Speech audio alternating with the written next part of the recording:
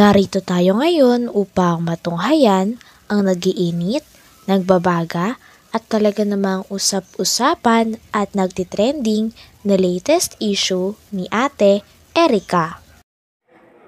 Sa pagpapatuloy ay narito muli si Kalingap Val Santos Matubang upang pag-usapan ang issue sa pagitan ni Ate Erica at ng kanyang pamilya, lalong-lalo na sa kanyang lolo na si Lolo Miguel. Dito nga ay talagang ibinubunyag na ng tita ni Ate Erica ang mga tunay na nangyari nung sa mga pagkakataon na nagsisinungaling pa sila Ate Erica sa Kalingap na talagang aalis daw sila dahil sa pag-aaral ni Ate Erica kahit hindi naman. Nakialam sa buhay ninyo. Hindi ko po alam. Lagi po kausapin niya Tapos sinisira-siraan kayo. Hindi ko po nakikita. Ngayon lang yan. Ngayon ko lang nakikita sa telepon. Yung pong sabing niya, yung syuta po niya. Sino shoota? Ang pangalan. Jowa nito? Jowa po niya. May jowa ito, tumboy. Ano pangalan? Si Amy. Basta yung kung nagpunta dito po ng mga ilang. May girlfriend. Opo. Yun po ang nagpunta dito. Yun po ang Pero mabait naman po yun. Mabait naman yun. Pumunta rito. Pumunta dito. Anong ginawa rito? Yun po, nagpunta po dito nung nandito pa po nung sila Erica na nakatira. Mayroon ka palang jowang tomboy? Wala mo bang pakialam dyan kung may jowa ka o wala? Pero mabait po yun. Yan lang. Ngayon, kanong pira yung ginamit? Pira nila o pira ni John A? Kay John A. Yun ay po yun. Kami po ang magpapatunay po doon. Hindi pira nila Hindi po pira po ng ilaber. Hindi pira. Yung pira po ni John A, ang binili po doon ni Sheila May, lote sa dait. Okay. May luto sa daip, binili? Opo. Magkano bili nun? Yung baga pong Ilmax po yun. 100. Bumili pa ng motor. Tricycle. Oh, ang dami, tricycle pa. Motor, tricycle pa. Ang dinig ko, yung may tricycle ngayon ay pampamilya. Pero inang Sabi kanila. nila. Inang kinino? Yung asawa. Sino yung asawa? Pangalan po. Sheila May, asawa niya. Pero ang sabi ni John A, pang-pamilya. Ano ibig sabihin? Kasama kayo doon? Siguro po, sabi daw. Pang-pamilya. Baka sa kanila lang. So, nasa yung Inmax na motor. Naka-Erica po. Siya po Ginagamit niya. Ngayon, yung pira dito sa paggawa ng bahay, kaninong pira yan? Kay Sir Jordan rin na po po. So, hindi lang kalating milyon ang nagastos niya. Hindi ko kalating Malaki. pesos yun. Nahigit mong 1 million yun. Ang alin? Ang halaga nun. Ang alin? Yung bahay kong yun. Itong bahay na ito, higit 1 milyon. Meron po makakapagod natin yung mga Ito po, ginawa ko mga yung nakakita. asawa nito. Yan. Ginawa ko O, ayun ang ebidensya. So, tayo, kung tutusin, kung pintahin lahat, ba't ang mga 2 milyon? Pinag-usapan nga dito kung ilan daw talaga ang total na pera na ginamit nila Ate Erica sa pagpapatayo ng bahay na galing din sa sponsor na si June A. Sinabi nga nila na ang bahay daw nila Ate Erica na pinatayo ay umaabot ng sumatotal na 2 million pesos. Talagang napakamahal pala ng bahay at napakalaki ng sponsor. nahigit mong 1 million yun. Ang alin? Ang halaga nun. Ang alin? Yung bahay kong yun. Itong bahay na ito, higit 1 milyon. Meron po makakapagod natin yung mga Ito po, ginawa ko mga yung nakakita. asawa nito. Yan. Ginawa ko O, ayun ang ebidensya.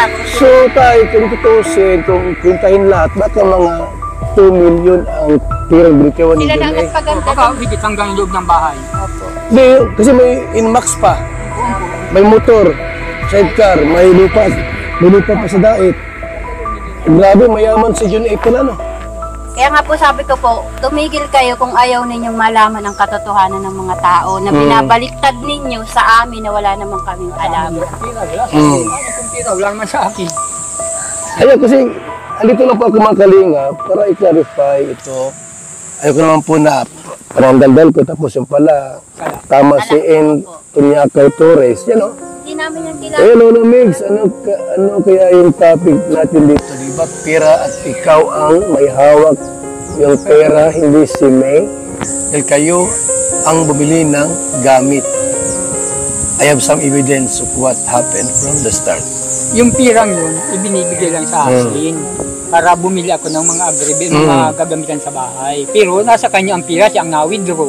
Siya ang uli-uli mag-asawa sa dait. Doon na sila natutulog. Doon sila natulog.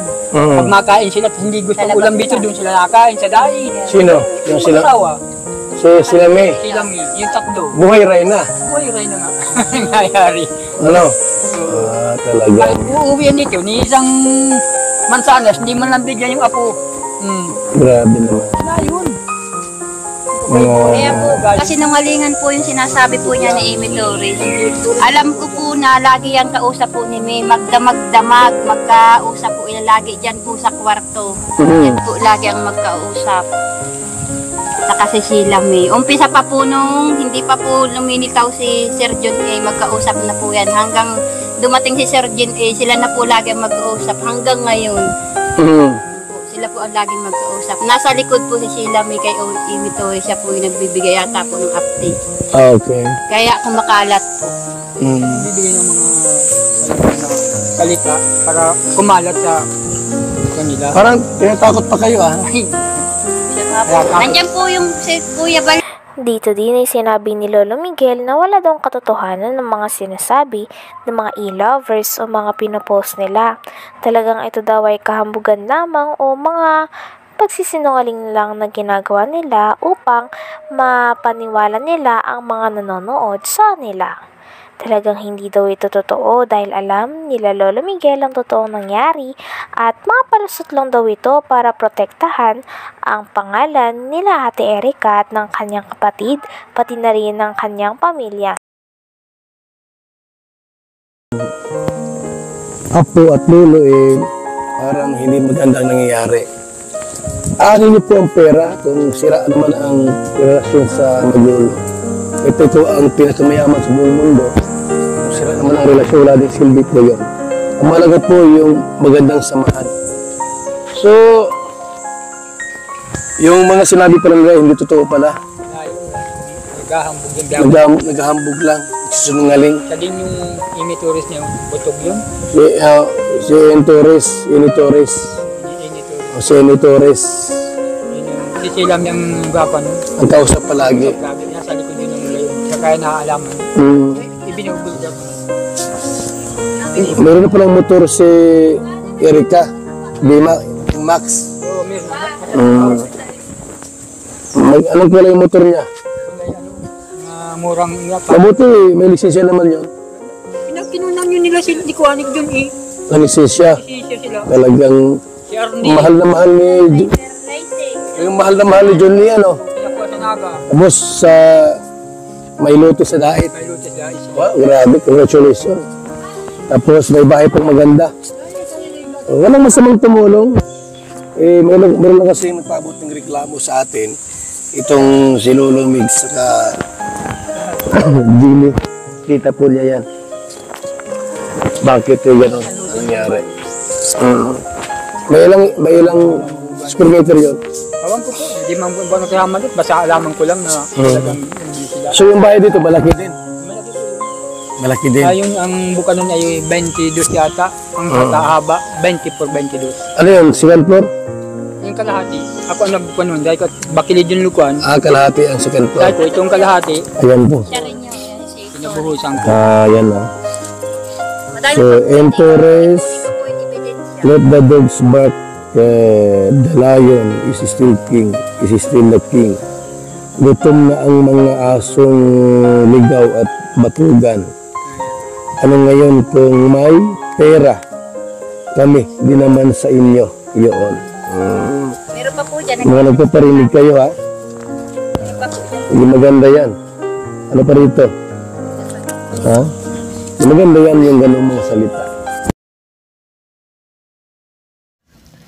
Hanggang dito na lamang muna ang ating nag-iinit, nagbabaga, pinag-uusapan at talaga ng mga nagtitrending na latest issue ni Ate Erica. Maraming salamat sa inyong panunood. Hanggang sa muli. Bye!